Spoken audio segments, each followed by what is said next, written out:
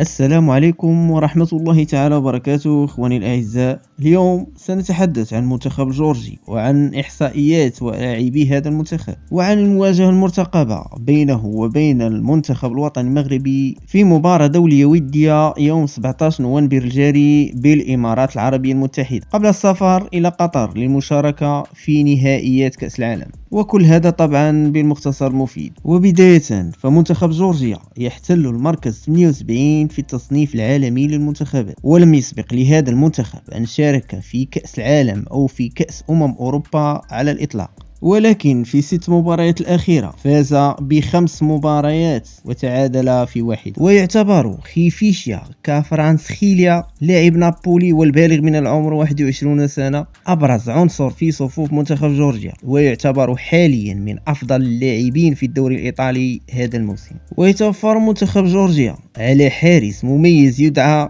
جورجي ماماردشيفلي، ويلعب في صفوف نادي فالنسيا الإسباني، ويبلغ من العمر 22 سنة. وهناك لاعبون في منتخب جورجيا يزاملون بعض لاعبي المنتخب المغربي في أنديتهم، على غرار لاشادافالي الذي يجاور الشقيقان سامي مايي وريان مايي، وصابا لويساندري الذي يجاور الأيوب الكعبي في هاتاي سبورت تركي. أما مدرب منتخب جورجيا فهو الفرنسي ويلي سانيول، والذي قاد هذا المنتخب في 20 مباراة حقق الفوز في 10 وتعادل في 3 وخسر 7 مباريات. منتخب جورجيا ليس بذلك المنتخب القوي، لكن يمكن أن يكون ندا للمنتخب الوطني المغربي بحكم توفره على بعض اللاعبين الجيدين. وصراحة هذا اللقاء سيكون مفيدا للناخب الوطني لإصلاح ما يمكن إصلاحه وإعطاء فرصة أكثر للاعبي المنتخب المغربي للانسجام مع بعضهم. هذا ما لدينا اليوم. دمتم في رعاية الله،